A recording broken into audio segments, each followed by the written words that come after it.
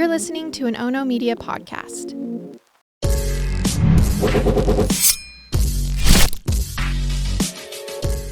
Good morning, and thanks for joining me for Rise in Crime, your morning caffeine hit all about crime. I'm Mama Jules, and we have a conclusion to the case of the, quote, horny stepmom. Now, she's the woman who pleaded no contest to the charge of having sex with her 15-year-old stepson. Now, this disgusting interaction occurred last summer in Florida, where the teen boy, who I will refer to as Jay, was visiting his father for about a month of his summer vacation from school. Now, Jay doesn't live in the area, and he was staying with his father as, part of the custody agreement. Jay's father, Frank, works as a lineman, and that requires overtime work, sometimes in emergency situations. I also know linemen who just have options to pick up lots of overtime. Whatever it was, Frank seems to be working extra. Now, Jay's stepmom, Alexis Von Yates, who is 34 years old, well, at the time she was a registered nurse. During the month-long stay, Alexis and Jay spent plenty of time together. They would hit up the gym. They would stay awake with each other after Alexis's other two children had been put to bed for the night. And some of those late nights were just Alexis and Jay, since Jay's father, Frank, would be working overtime. Now, during the third week of July in 2024, Alexis and Jay began exchanging sexually charged conversation. One of those instances occurred during a trip to the gym. As Jay and Alexis exited the gym, Alexis turned to Jay and said, "I bet everyone thought you were my little boy toy." And then a couple of nights later, Alexis was across the living room from Jay eating whipped cream. Jay said his stepmom would place some of the whipped cream on her tongue and then make eye contact with Jay as she held her tongue out of her mouth with the whipped cream just puddled right there on her tongue. Jay said he felt like she was mimicking scenes you would find in pornographic films. Jay then said he reacted to her actions, and she responded by saying, "Oh, you like that, do you?" Now, during this week, Jay said Alexis and two of her friends and Jay were all riding in a golf cart together near Daytona Beach. During that ride, Jay was given a hit off of a THC cartridge, this by one of Alexis's friends. And then Alexis allowed Jay to consume alcohol. Jay said he was a little loopy from the drugs and the alcohol, but he did remember that one of the friends made a joke, and then the other friend responded, "He probably watches those stepmom pornos." Jay said everyone laughed at the joke, and it just kind of then went on to regular conversation. Now, these inappropriate interactions bring us up to the night of July 26th. Alexis and Jay jointly decided to watch a movie together since Alexis had put the younger children to bed. They had watched a movie together the night prior while Frank was away, and again on this night, Frank was working overtime.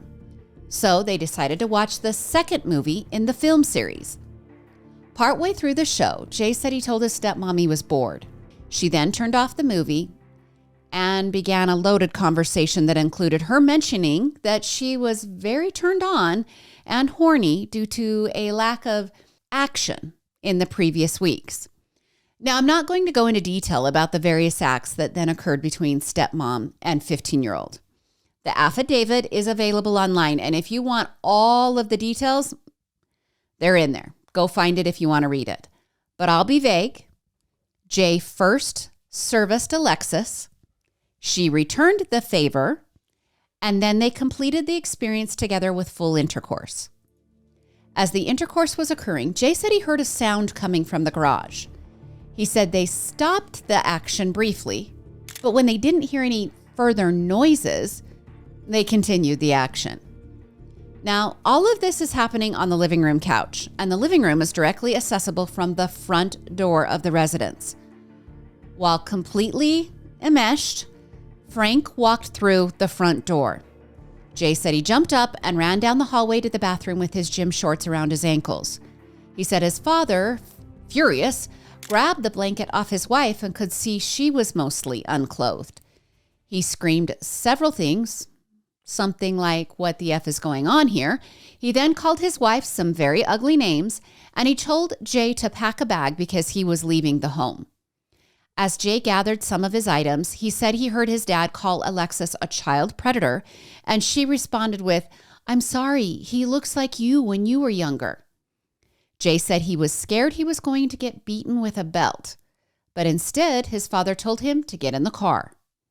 As they were driving toward Frank's father's home, so this is Jay's grandpa's house, Jay said Frank stopped at a convenience store. He purchased a 6-pack of beer and guzzled most of it while they were driving to Grandpa's. Jay said his father told him that he had just ruined his life and that he was a failure, and that after he dropped him off, he didn't want to ever contact him again. Now, this next part is worded a little weird in the arrest affidavit, but it seems Jay had a cousin staying at his grandpa's house. And when Jay and Frank arrived there at Grandpa's, Jay said he started to tell the cousin what happened, but then Frank yelled at Jay and told him to never speak of the event. Grandpa apparently got in on the whole cover-up action as well, because Jay said Grandpa told him he wasn't allowed to tell his mother about the abuse. Jay said he felt scared and alone, and he didn't really know how to handle the emotions of the advanced activities that he had just partaken in. I'm really trying to keep it clean here with the language, so I don't want to get pulled off the platforms. And if you've got anybody watching that has maybe young ears, I don't want to get too graphic there either. Now, 4 days after the abuse, a family member of Jay's calls in an anonymous tip to the sheriff's office. That tip is relaying the story that they had heard from Jay, which led to Jay having a forensic trauma interview at a child advocacy center about a month after the abuse. Most of the arrest affidavit includes information from that forensic interview. Now, I know in our region, the advocacy center here is outfitted so that a police officer is watching the interview from a different room via CCTV, and that police officer will take notes to determine if abuse charges should be filed. These notes are so detailed here. I'm going to guess this is how this interview happened in this center in Florida. Now, it took 2 months for the investigation to work all the way through. But in November, Alexis was arrested and charged with lewd and lascivious battery of a victim ages 12 to 16. All right, let's clear up a couple of things here. Did Alexis and Jay speak after the abuse? Yes, they did. The day after, Jay called Alexis, and during that conversation, she was still very flirty, according to Jay. She rated his performance on a scale of 1 to 10, and also said they could have still been having fun if Frank hadn't come home from work and broken up their activity. Jay said after a couple of days, Alexis then ghosted him and wouldn't answer his messages. So what about Dad? Well, Frank eventually changed his tune in the investigative process. It seems Frank wasn't initially speaking to Jay at all, but at some point he called in information to the police, and a friend of Jay's told Jay that his father was now cooperating with authorities. Kaylee, that's the friend. She assured Jay that even though at first it didn't seem that the family wanted the information to come out, that now some of the family members were supporting Jay, and also Frank didn't want to live with Alexis anymore, and he wanted Alexis to be arrested. Well, after the arrest, the court took some time, and during all of it, Alexis's nursing license was suspended. She had the type of license that was only valid in Florida. She can't move somewhere else. So her options to go anywhere else and work, they're pretty much null and void. They're just not available. Well, after several motions in this court case and additional hearings, Alexis and Jay's attorneys crafted a plea deal. Alexis would plead no contest to the lewd and lascivious battery, and that would spare Jay from having to testify. Now, this seems like the very compassionate route, since Jay had openly admitted to severe psychological trauma since the abuse, and he had started abusing substances as a mean of coping with that trauma. Well, on Tuesday, Alexis was sentenced to 2 years in jail, followed by 2 years of sex offender community control and 10 years of sex offender probation. Jay's mother requested the plea deal. This in hopes to help her son not experience any additional trauma. Here's why. In Florida, if this had gone to trial, Jay would have been required to testify, and he would also not have been afforded the luxury of the judge emptying out the courtroom while he testified.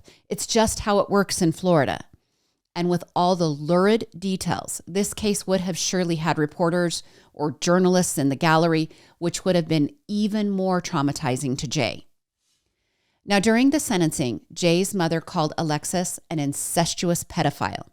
She also said that Frank has not had significant contact with Jay in the 13 months since the abuse. Jay's mom also told the court that she had been told Alexis is currently bragging about her plea deal and that she will hardly spend any time in jail for what she has done. Well, Jay's mother finished with this. Here's how she said it. You systematically manipulated, groomed, and sexually abused a child through your actions and through your conduct since you have been proven to be a coward. There is nowhere you can go to escape the truth. For the rest of your life, the world will see you for exactly what you are, an incestuous pedophile who will forever only be remembered for what she took from a child. You guys, let me know what you think of this case in the comments. Sentencing on these child predator cases have gotten me pretty worked up recently. In Idaho, we had a case of a young man abusing a family friend for 5 years. His very light touch sentence after a plea deal, well, it made national headlines. Death threats were even lobbed at the judge in the case, who, by the way, was the judge in Lori Vallow's murder trial. Here's the deal. The plea deal was agreed to by both parties in that case that I just referenced, and also the case that I just informed you about from Florida. If we want to get mad, I suggest we direct our ire at the lawmakers who need to make stiffer penalties for child abuse. Maybe you feel differently. Let me know in the comments.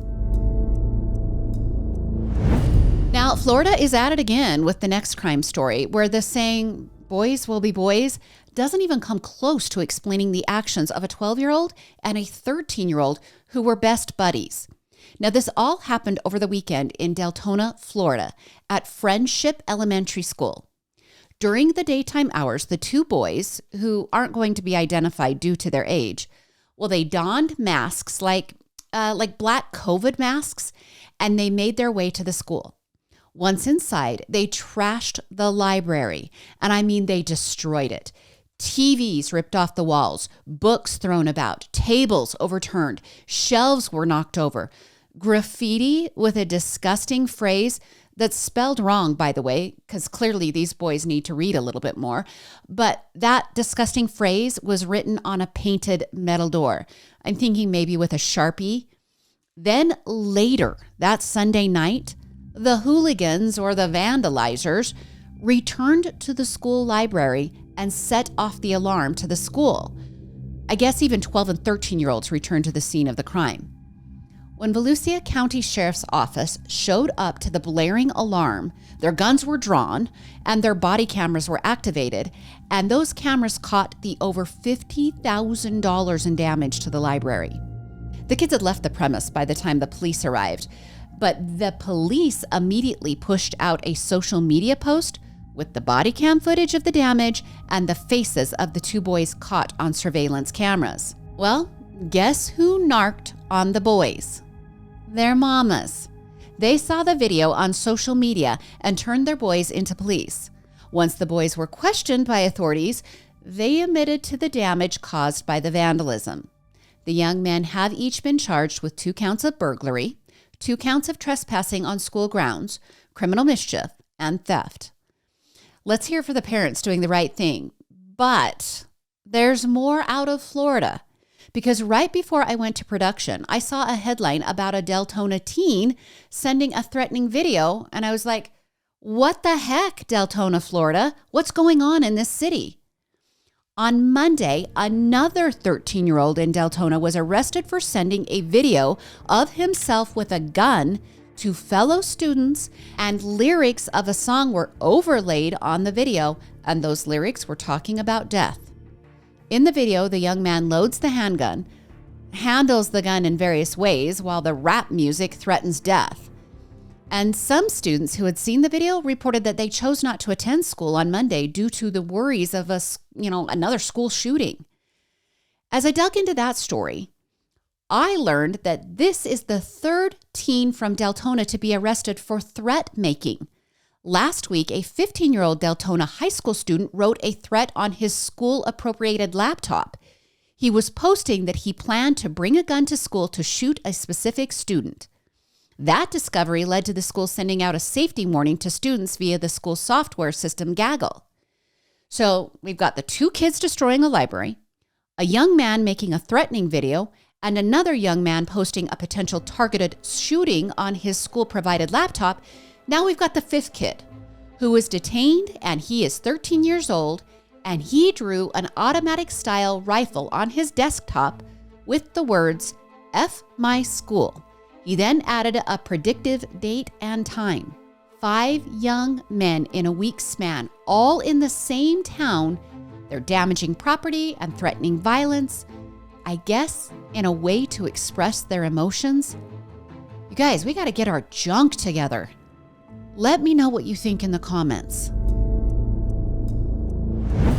Now at this point in the podcast, we'll be doing things just a little differently than I usually do things. I want to preface this next part with a disclaimer. This is a true crime podcast.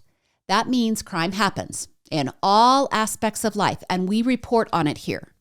When Democrat Representative Melissa Hortman was gunned down in her own home along with her husband, I covered that case extensively. I didn't take a political stance on the case.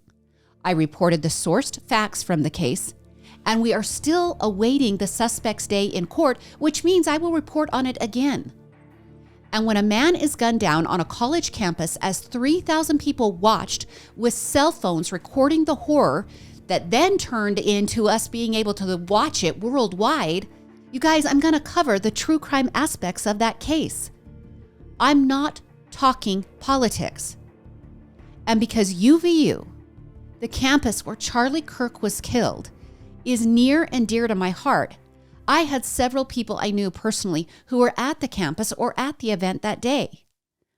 One such person, Michael, is a longtime family friend who leads a team of employees on campus, and he also teaches courses on campus each semester. He witnessed the murder a week ago. His son, Connor, who is a student at UVU, was also on campus, and he witnessed the murder. I asked both of them to share their thoughts and experiences from that day. There is zero politics in this conversation, only firsthand recounting of the terror, the bloodshed, and the aftermath. These are conversations that we should be able to have without anger. We can learn from this event, maybe change security, maybe be grateful for the things that did work correctly. But again, we can listen to the accounts without arguing. I'm just pleading with you. If that doesn't work for you, I invite you to turn the podcast off now. There isn't another story after this 18-minute interview with Connor and Michael. And please, can we be a community that celebrates our different paradigms, our different religions, and our different races, and our different ideas? Can we also be a community that learns and grows from these experiences? All right. We'll start with Michael, giving his firsthand account of the moments leading up to, during, and after the shooting. And I apologize for the voice. I did not have a voice again until this morning. But I was, wow, all kinds of thoughts. Where do I start? So my title is I'm the Senior Director of the Career and Internship Center, which is located in the Losi Center. The shooter was right on top of our center when he fired the shot. So that brings with it a certain level of ugliness and discomfort, just mind games, right? But I had decided I wanted to go down to the event myself, not so much as a Charlie supporter, definitely not a Charlie detractor, but one of the classes I teach, I teach a class at Ensign College online. It's conflict management. And then the class I teach in person at UVU is leadership and civic engagement. So I wanted to go down and be civically engaged with a really big event on my campus, wanted to see how people were interacting with each other and And I've paid attention to Charlie over the last year and a half, probably. And so I went down there, and my first thought when I was walking around, I don't want to overstate that I have a security background, but I did 2 different security jobs going through college and had a fair amount of training and kind of an eye for things that worry me or suspicious. I didn't see anything suspicious or anything like that. I wish I would have been looking up on top of my building at that time. Maybe this is one of those thoughts that haunts me off and on. Maybe I could have, I don't know. But I went down there, was sharing with a coworker how vulnerable the situation seemed, but I wasn't worried about it. I wanted to get closer to Charlie to get a picture of him, not a selfie. I was just going to get a picture of him. So I started working my way down there and realized I could get closer to him over on his left side. So I went over there, and while I was trying to get closer, I realized I was right by a large contingency of people who really hate Charlie, and I didn't want to be associated with that group. I thought, this isn't where if I'm going to be here, this isn't where I should be. So I started to move a little closer, but oh, sorry, let me back up. Right before that, a voice said in my head, there's going to be shots, go inside. And I immediately thought I was being paranoid. So I kind of played it off a little bit. But when I was moving away from the group that really disliked Charlie and started moving closer, I had this thought, the exact same. It was more than a thought. It's really hard to explain. It was a voice in my head. I wouldn't have heard it if it would have come from outside my head. There was so much noise going on, but clear voice inside my head said, there's going to be shots, get inside. So I kind of took it serious that time, and I looked up, and there's a building that's called the Hall of Flags. It's a big hallway with flags from nations from all over the world where we have students represented. And so I remembered that there was a little service fair going on up there. And we had 3 of our part-time employees staffing a table there to promote our services. I thought, I'm going to go up there by their table and take a picture from there, because it was just off center from Charlie's tent that he was in. And so, and I think that's why I was told to get in there. I was able to help them when it got super chaotic. I don't believe I was ever in any physical danger. The shooter would have waited for me to move if I was in the way, but I felt like it was good that I was there for them. Anyway, I tried to take a picture while I was up there, but it was kind of blurry through the glass. So I thought, well, I'll take some video. That was clear. So right when I started recording is when he was shot. I did not, thankfully, catch that on video. It was pointed slightly away from him, but I captured people hitting the ground and then running. And at that point, I didn't know what was going on. It was clear in my mind that there must be a shooter. That's what happens. Then my mind immediately went to how many shots, how many shooters? Is this a mass shooting? What the freak is going on? And then I made eye contact with one of these part-time girls that works in our office. They're students, and my heart just sank for them. And so people were grabbing my arms, people I don't know, wondering what to do, where to go. I grabbed the hand of one of those girls. They were all linked up, and I had to process it pretty quickly. I was thinking, if it's a mass shooting, what do we do? And my thought, the same voice said Losi Center, which terrorized me at night with some thoughts. I'll explain that in a second, but I'm sorry, I don't know what kind of time we have, and I don't want to ramble. But Losi Center just didn't seem like the right thing. But that voice that said get inside was the same voice. So I grabbed their hand, and we started going against the crowd. Felt like we were going to get mowed over. And I mean, we were slamming into people, and got them to a certain area and of safety, and said, go back up to our office. Came across a cousin's daughter, and I was able to check on her for a moment and be sure that they were in a safer place. And then I ran up to the Losi Center myself, realized that we were still missing a couple people. So I ran back down, and we helped locate that people were on campus and hiding and safe. So then I thought I needed to go back up, and I put on my dorky yellow vest. I'm a building captain. When there's disasters, more like earthquakes or a fire or something, I'm supposed to be the last one out to be sure everybody gets out. So then I assumed that role. I ran back down. Somewhere in that point, Connor called me. And I know you'll get to Connor in a second. And he was really upset. And he said, Dad, Charlie's dead. They shot him in the neck. He's dead. I saw it. I was right there. And then he was wanting to know if I was okay. That's the kind of guy he is. He wanted to be sure I was safe on campus. But I ran back over to the Hall of Flags to try to retrieve some personal items for my staff. I feel bad. I grabbed somebody else's bag. I got to try to get back to them today. They're probably thinking I got stolen. I'll find them today. But SWAT arrived there and I had the yellow vest on. They trusted me. They asked me if I knew where the Losi Center was. And I started hearing over their radios that the shooter was at the Losi. And I started to panic and just get sick. Like, I led these girls to the shooter. I didn't know that he had been there and gone. It ended up making sense that we went there. That was literally one of the safest places on campus at that point because the shooter was far from there at that point. And our building got emptied soonest, so people were able to go home and not stay for hours wondering what's going on in other buildings. But they said something about a gun, wondering if I have one. I have a concealed carry permit. I was not carrying that day, and I think that was a really good thing that I wasn't.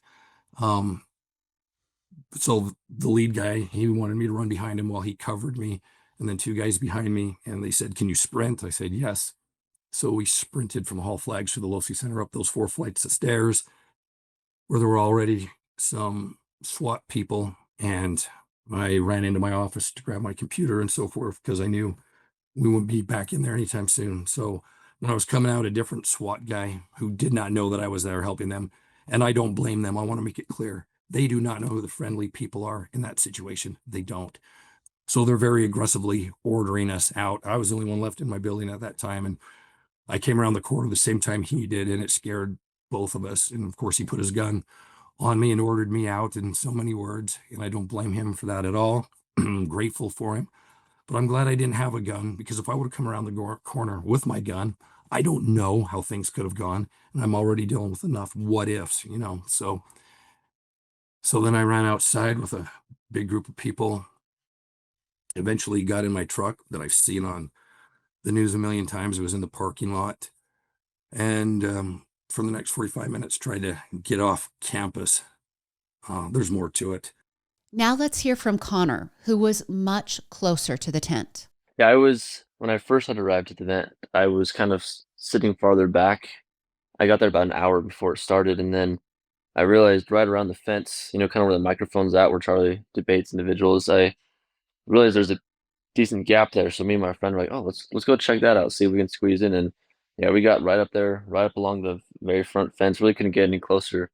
And I guess we were there an hour early, so we're waiting for a while. And so by the time Charlie showed up, we were pretty giddy because we'd been there for forever. It was hot outside, and yeah, he's walking around tossing out hats. I could have reached my hand out and shaken his hand. He was so close, and then he's got up there to debate. And once he started, I just feel like it was kind of an eerie feeling. Wasn't the most comfortable feeling, especially once we reached like 12:15. I don't know, it just felt weird. I'd mentioned to my friend a few times, like, man, this just like something just feels a little weird about this. But I don't do great with contentious situations, and that's what's going on the whole time in the event is arguing because it's background versus background, and so I'm like, okay, that's probably it. Just people arguing. That's probably why I'm uncomfortable. And then yeah, I'm kind of locked in on Charlie as he's finishing his last thoughts, and right when the shot goes off, since the gun was so far behind me, I heard the sound the same time I saw it hit Charlie, and so that's what really threw me off is I didn't hear sound and then look up. I watched it all happen live, and I'm kind of yet to see a video that shows more that looks more gruesome from what I saw with my own eyes. I don't really want to go into detail of what I saw. We've all kind of seen different videos or whatnot, but I think it caught me off guard because I've never seen anything like that in person, and so I didn't feel real. I just wasn't sure what was going on. But we all, being that close, just kind of hit the ground, laying on the ground, covering our heads. Just I was anticipating more shots. For the first 10 seconds, I was kind of anticipating getting hit or someone by me getting hit, and then the next 10 seconds we didn't hear anything. So we looked at each other and people started getting up to run, and my friend was like, "We got to go. We're gonna get trampled." So people start standing up and just kind of frantically running. So I go to stand up, and the girl in front of me wasn't getting up, and I didn't want her to get trampled, so I pick her up and then hop the fence and start running out the same direction that Charlie was carried out. And then I realized my friend wasn't with me, and I didn't want to. I mean, I knew he was capable of, getting himself out, but I didn't want to take off without him. So I turned around and started running back towards the scene until I found him, and then together we ran off into the building. We just went in some random side door and kind of caught our breath, looked at each other. We didn't know what was going on, and then we left campus immediately because we're like, let's just get out of here. So we as I was walking out the door, I think the very first, police or SWAT guy was getting there.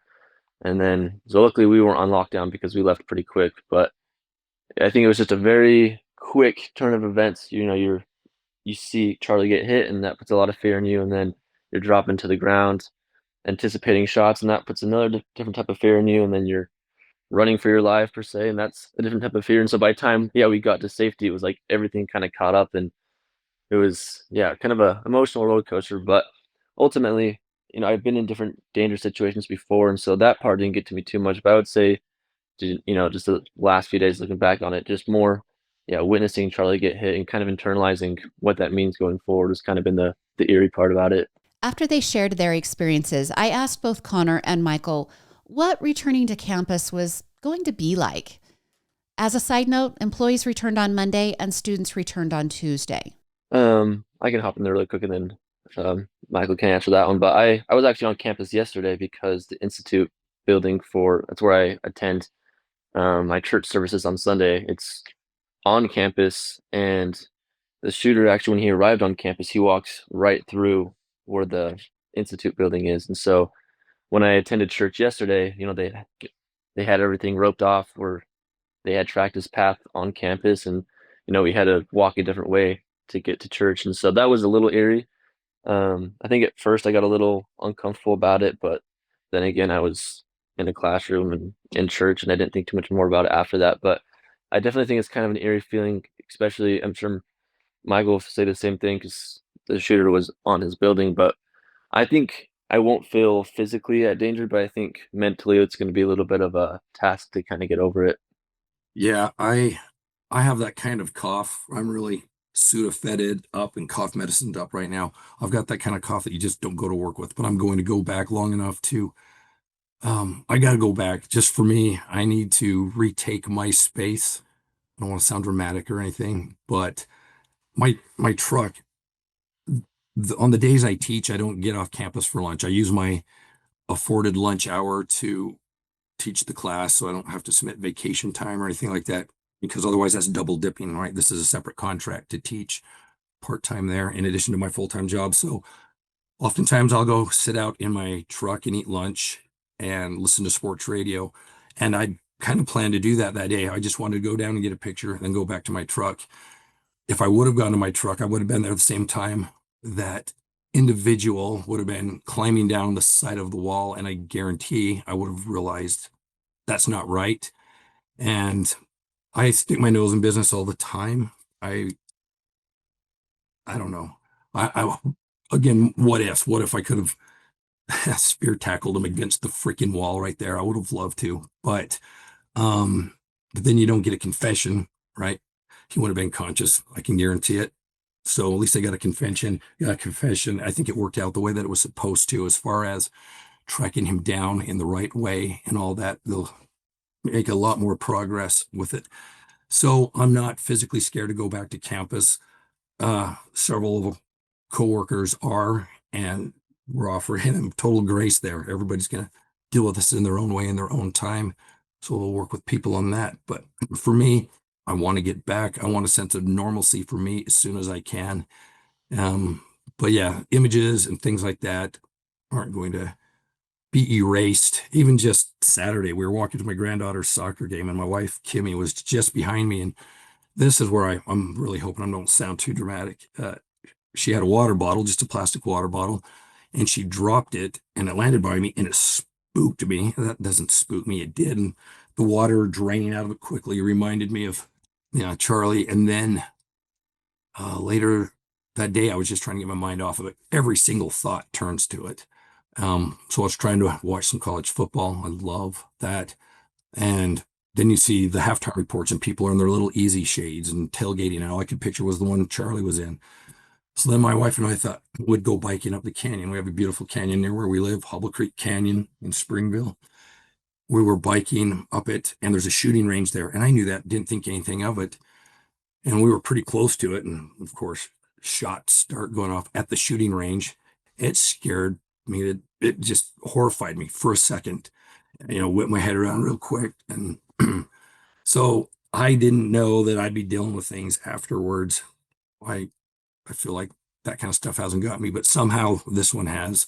But yes, I'm going to get back on campus today for a little bit and hopefully back full time tomorrow. I finished our conversations with Michael and Connor, asking them how the future looks for UVU.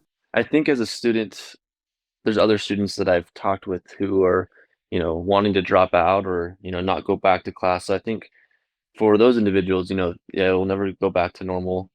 The new normal is that UVU is a place that they maybe don't feel safe at anymore. For myself, I feel like there will be this kind of new normal as for maybe the next month as people kind of, walk past the courtyard and just kind of deal with the emotions of trying to get over it. But I do feel like UVU I've never felt unsafe there. I've always felt very included. I have never desired to go to any other school besides UVU, and I feel like that will continue. I guess my hope is that the world doesn't attack UVU because ultimately my opinion is this was just a tragic event that, there's a bunch of what ifs on what could be prevented, but I think UVU is still a safe place and I'm hopeful it gets back to, the normal feeling, but I think it will take a little bit. Yeah, it's going to be a new normal. We have employers. One of the things I'm over is getting employers on campus to interview our students, get them placed upon graduation, and they're not feeling safe. We're not even sure which events. We had to cancel all kinds of events this week to get students working with employers.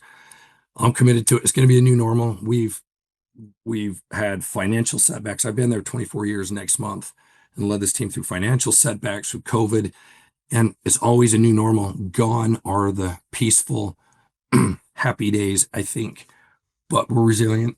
Absolutely. We'll get back to it. Students can still feel safe there. It's going to be different. It's going to be a new normal, but people are going to be able to leverage us and show resilience and other capabilities that are going to benefit them.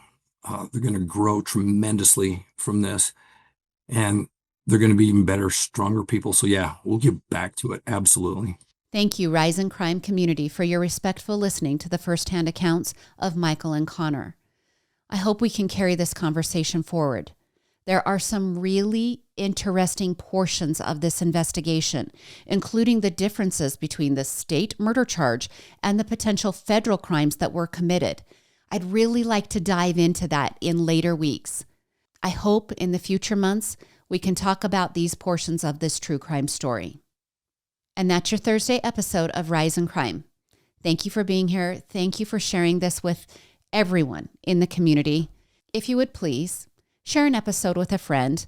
It's really the best way for the podcast to grow. I love 5-star reviews and positive comments. I love to hear what you're thinking as long as we can keep it respectful. You can go ahead and like and follow on all of the social media accounts and the YouTube accounts here at Ono Media. That's Murder with My Husband, Into the Dark, and Rise in Crime. You can join me again on Monday for more morning crime news. I'm Mama Jules, and keep safe out there.